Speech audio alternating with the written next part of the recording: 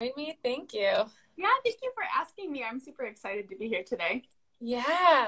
So for those of us who are here who don't know you, maybe don't know about the project, would you, first I should introduce you, everyone. This is Francesca Leo. She is a beautiful flutist and also has really led the way with Angela McCuston.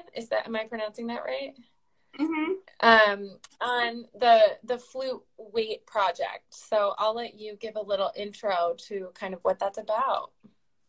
Yeah. So I'm the founder of Playing Without Pain, which is an interactive web resource and social media platform committed to connecting musicians to resources to treat performance-related injuries and also learn how to prevent them. So we started this Flute Weight project it was 11 months ago in March. Now it's more than that. But it feels like March was so long ago, as you all know. So Yes. we started the project in the fall of 2019, and it was kind of a product of Angela and I discussing some different things that we could do it related to performing arts health, because we were both interested in it and already working together. So we decided to team up on a project. And so at that time, I was still pretty in the thick of all of my research in performing arts health, and I still am continuing to do that research and just learn more about performance-related injuries and everything. And so I was really thinking about the weight of instruments and how that could play a factor in the development of or putting someone at risk for a performance-related injury. So I asked Angela if she would be interested in teaming up with me on this project, and she was totally game for it. So we went into the project with no expectations, just looking to learn more and gather data about how much flutes actually weigh from a variety of different brands. So that's when we reached out to you guys and Flute Specialists. You guys are the co-sponsors of this project, and you guys were so interested in helping us, and I'm so appreciative of that, because we couldn't have done it without you. Well, I was so happy to get your email that you were doing this work, because we once in a while we have clients ask very specifically about flute weight, or they'll contact us specifically looking for lightweight flutes. And I felt like I had a pretty good grasp on what made a flute heavy, but I was very surprised by some of your research findings. And I wonder if there were any findings that you found particularly surprising. Yeah, there were actually a couple. So I think the most surprising was just the average weight of a flute. So after we tested 42 flutes from 14 different brands and took the averages of all of the weights, we found that the average of the flute is about 1.13 pounds. So if you think about that, that's pretty significant. I mean, we've all been working out at home right now. I don't know if you've ever used hand weights, like 1 pound hand weights, but for me, it doesn't feel like a lot when I begin to use them. But after you hold them for a while, like, your arms really start to get tired. And so if we're not conditioned to be holding that amount of weight for that long, and we just don't even really think about it, that could definitely pose a problem for the development of performance-related injuries or tension or soreness. So I think that was a really interesting finding. Also, the fact that one of the wooden flutes that we tested was actually the heaviest, even heavier than the gold flutes. So that's crazy. Whenever I think of wooden flutes, I think of lightweight. Like, wood seems like it would be much lighter than even silver. And so that was a really interesting finding. And it all has to do with the density of the wood. So granadilla wood is a popular wood used in most instruments. It's actually a very dense wood and actually weighs a little bit more than silver sometimes. So that was fascinating. That's totally mind-blowing. I know. If you think about it, usually if people are trying wood, they do it pretty independently of silver. So when I saw that finding, I was also shocked. Like, how could that possibly be? How could we not know this?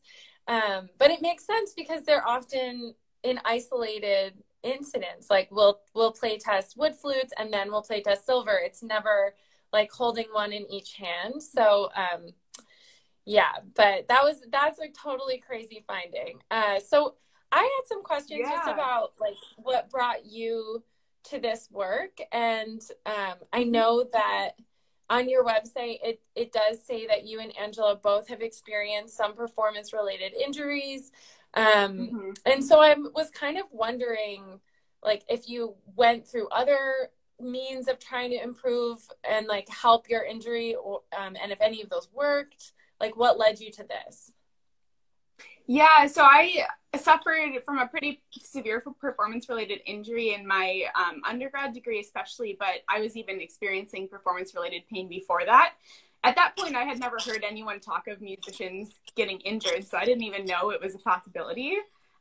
So I always would hear of athletes getting injured, which made sense to me, but I never heard of musicians getting injured. So when I was experiencing pain, I thought that there was something wrong with me or that I was doing something wrong. When it turns out, so that injury led me to pursue a research study at Bowling Green State University on the prevalence of performance-related injuries at my undergrad.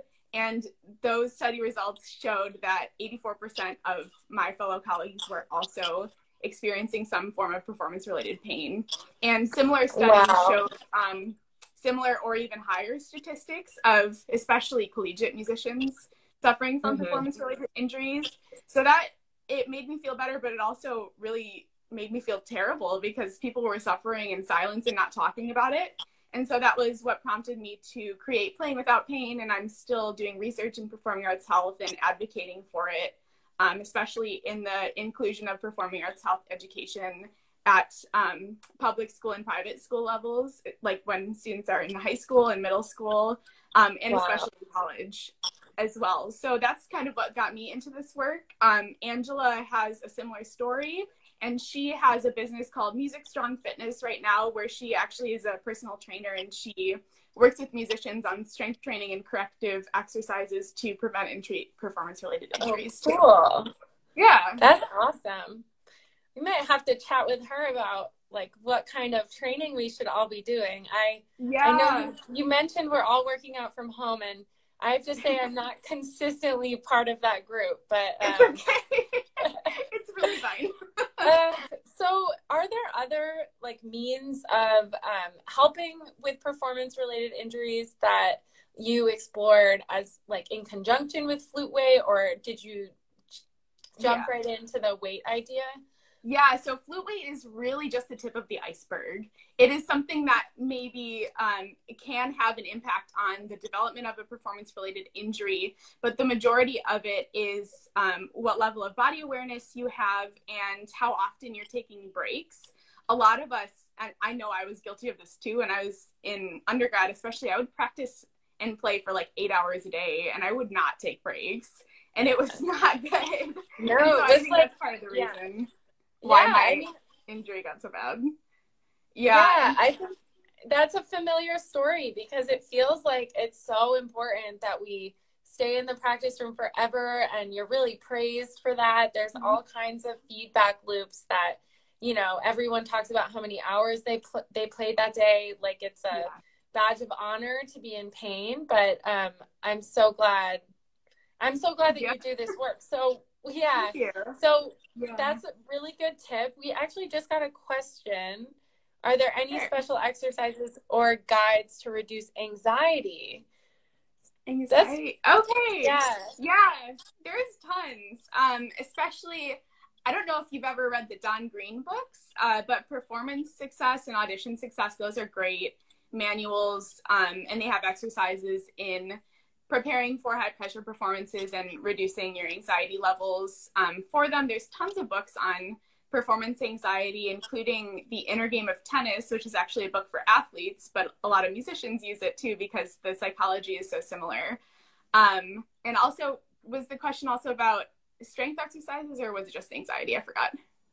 Okay. I would like to hear strength exercises. Okay. Yeah, so like I said, that's a great question to ask Angela. And there's a pretty strong network on Instagram of musicians and healthcare professionals advocating for strength training for musicians. Like, to name a few, Musicians Maintenance is a physical therapist, and he's committed to working with musicians.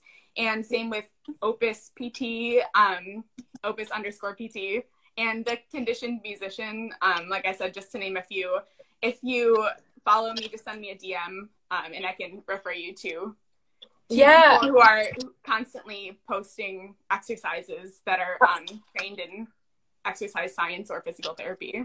That's awesome. I will also I'll do a post today with some of those people linked so that we have a resource. Awesome. Yeah, and also Alexander. Oh, sorry. No, go ahead. Alexander Technique and body mapping and somatic education practices like that. They're great to teach body awareness, which helps with your flute playing posture and also just your movement in everyday life. And also I've found they have been really helpful in reducing performance anxiety as well. So if you can, take a couple body mapping or Alexander Technique lessons. What should people expect from their, like, if they're just starting body mapping or Alexander Technique, what are the first few classes like for that?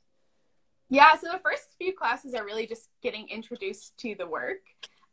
It is so often so different from how we were brought up in our pedagogy, with everyone saying no pain, no gain. Like you were saying, we were praised for not taking breaks, and we realize now that that's not a sustainable way to proceed in the future without having such high numbers of people getting injured. So the first few classes are typically just an introduction to body awareness, because including me, a lot of musicians just never learned about that. And so it's really important to just begin to learn about it. And it's an ongoing process. So you can't expect to be better after the first lesson. So it takes time, but I highly recommend it. I think it's so worth it. Great. Well, that's good to know. I've never done any formal body mapping training. It's kind of a weird gap in my training. So it's good to hear that you won't feel like totally different after one session as many things. Okay, so I posted a question to our followers yesterday asking what questions they had for you, and we got a lot of really good questions. I think we can go through some of them now, if that's okay. Sure, yeah, of course. Okay, great. So the first question really dives in, super specific. How does heavy wall tubing affect the tone and the weight of flutes? Awesome. That's a great question. So the tone is going to be mostly personal preference. For me, I think I typically notice a little bit more resistance with the heavy wall flutes and a little bit more possibility of depth and color of the sound. But you could ask another flutist and they might tell you the completely different answer. So it's really up to you. I know people that love heavy wall flutes, and I also know people that don't. So it's really a matter of your personal preference. But the heavy wall tubing, so the tubing is actually thicker in heavy wall flutes than standard wall flutes, and that's what gives it the added resistance, and it also significantly adds to the weight. So there's definitely a difference, but if you prefer it, definitely go for it. And the weight doesn't always affect everybody, but if you find it affecting you, you may want to check in with a healthcare professional or maybe one of the personal trainers that I mentioned to work on strength training so that you're able to manage the weight better. I think that makes perfect sense based on my experience with heavy wall too. I totally agree. It does change the sound, and definitely the responsiveness, like you said, often feels a little more resistant. I tend to agree with that. But I also think the most important thing to keep in mind for people who are shopping is that you just have to try it, because we really don't know. Like I might guess, I really think this person's going to like this flute.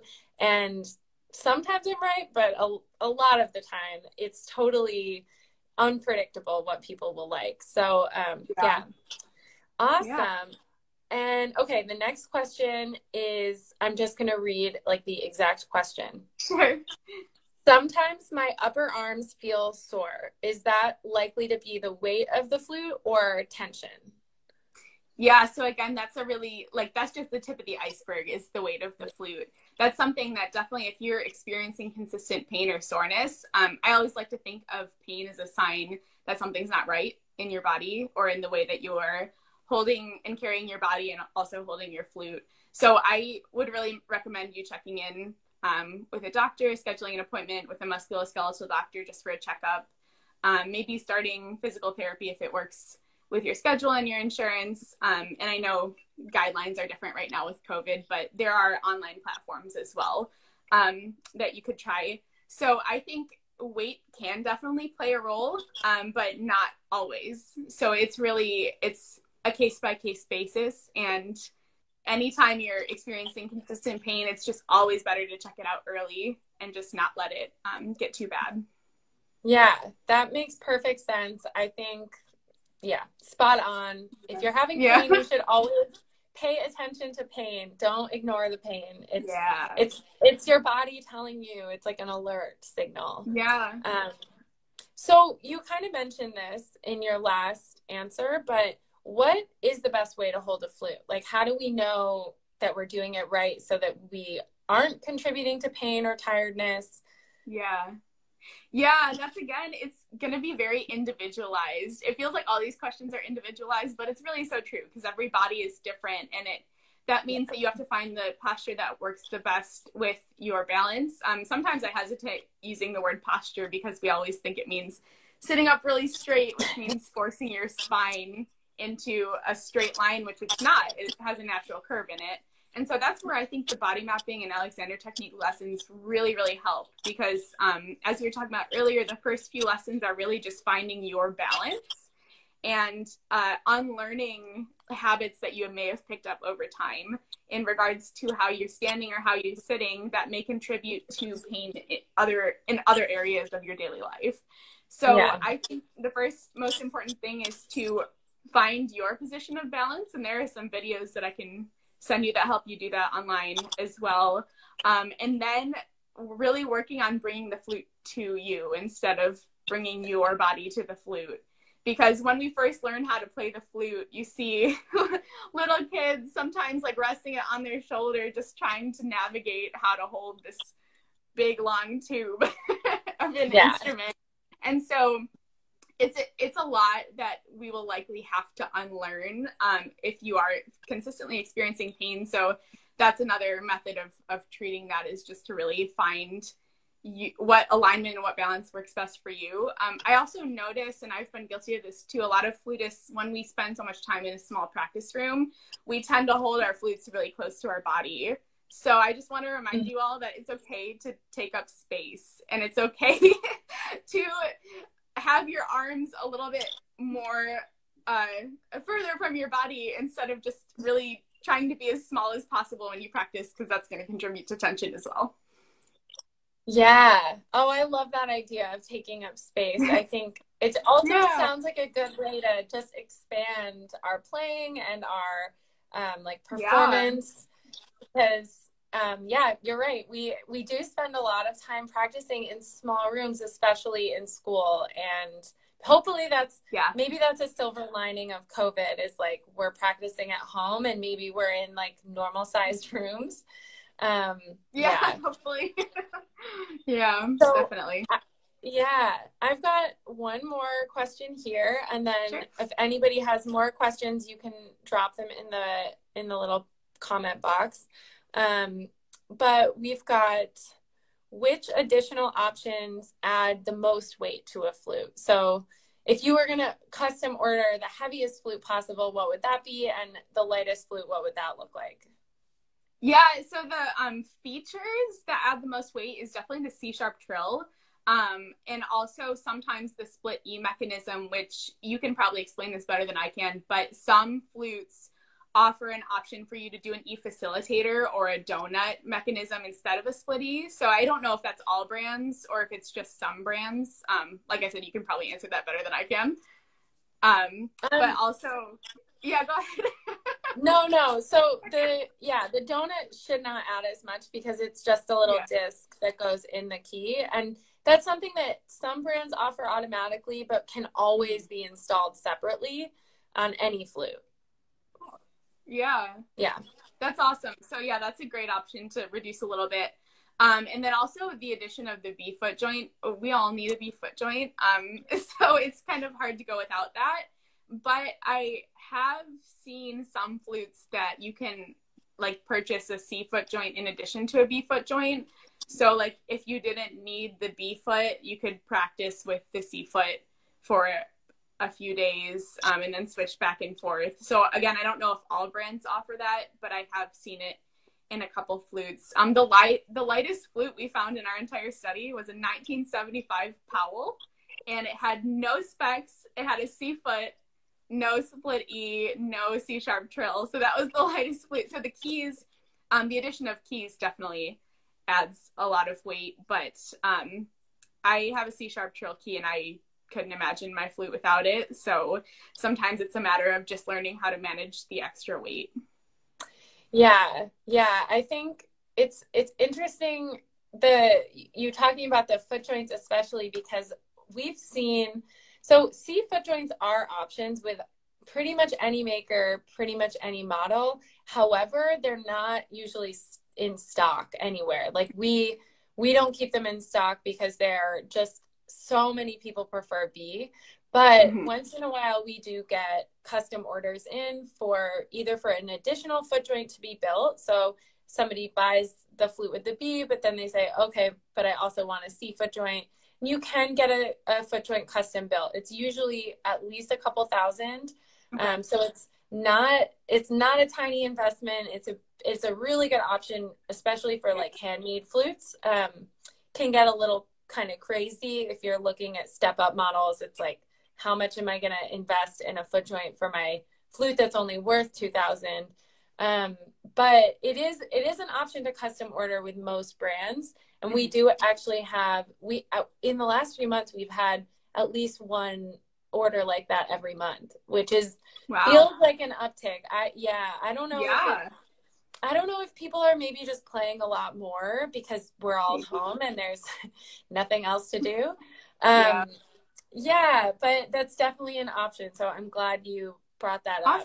And that's good. Cool. Well, is there anything else about the project or about your work with Playing Without Pain that you kind of want to share about or impress upon? So here we have Corinne from Hanes is dropping in to say that the request for C, there are more and more C foot joint requests. Oh, and Hanes here. So nice. Anyway, okay. Anything else you want to share? Yeah, sure, definitely. And hi to Corinne from Hanes. Nice to see you. Hanes actually offers lightweight mechanisms too, which is a great option to reduce weight in flutes. I play on a Hanes and I love my Hanes. So just want to give a shout out. And in terms of the project, we're adding more and more flutes to our database each day as we're getting more data in, and so it's expanding. It's mostly just aimed to be a resource for people. Like I said, the most important finding was just knowing how much weight an average flute was. So just even knowing that it's like, okay, it's a little over a pound for most flutes, which doesn't sound like a lot, but when you're practicing for 8 hours a day, it really starts to, take a toll on your body if you're not also taking care of yourself and taking breaks. So I think that was like the most important takeaway for me of it. And also just wanted to remind you guys just to really take care of your physical and mental health, especially during this time. It can feel easy to just push ahead as usual and just not take breaks, especially when you're at home and you don't have many places to go because you can't travel and stuff right now. So it's easy to just lose track of time. If you can, set timers when you practice, like every 12 minutes. That's usually what I do. I set a timer for 12 minutes and then I take a break and maybe even lay down in constructive rest, which are you familiar with constructive rest? No. I'll be totally honest. Nope. No, that's okay, because I definitely wanted to explain it if not. So it's a practice from the Alexander technique, and body mappers also use it, and a lot of more and more musicians are beginning to use it now. So basically you lay down on the ground and you take a thin book and you place it underneath your head so that your head is just slightly raised, and you put your feet flat on the ground so that your knees are pointing up towards the ceiling. And you just like rest your hands on your stomach or lower torso. And it's basically like a body reset. So Amy Leikar, my body mapping teacher, recommends taking a break while recording or while listening to the recording of the practice you just did, which is still being productive mentally and kind of organizing your thoughts for the next part of your practice session, but it's also giving your body the physical break that it needs.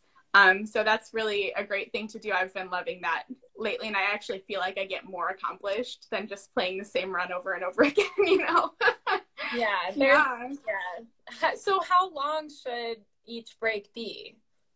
So it could usually between 5 to 10 minutes. I think 5 minutes if you're taking a break every 12 minutes is good. Maybe a little bit longer if you're practicing for 30 minutes at a time. Maybe take a 10-minute break in between. And it's so hard to take breaks, especially when you're in the mindset of just like, you're in a productive mindset and you're like, oh, I'm getting work done. And then the timer goes off and you're like, oh man. But it's really so important, especially for injury prevention. Yeah. You know, I also feel like when I used to spend just hours and hours in the practice room, I would give myself like mental breaks. Like it's hard to be super productive beyond 15 or 20 minutes because your brain just needs a break. So it makes sense that we can give our brain a little bit of a break, and also kind of almost just as importantly, our body needs to actually rest. Yeah, absolutely. Awesome. Yeah. Great. Well, will you share your website and your information? Do you want to mention it now? And I'll also include links in our next slide. Awesome. Yeah. So my website is playingwithoutpain.com. It's just my Instagram handle with .com at the end. I have a whole page with a summary of the Flute Weight Project, some misconceptions of what adds weight and what doesn't. Like we were discussing earlier, the average weight of silver, gold, fusion, wooden flutes that we found, and some more additional fun facts on there too. So I can send you the link for that. It's also in my bio right now. And thank you so much for sponsoring this project. And if you want to find me, I'm at Playing Without Pain on Instagram, and I post a lot of resources for musicians relating to how to maintain good mental and physical health, especially during these trying times, and also while you're in school. That's kind of what I've been specializing in. So thank you so much for having me today.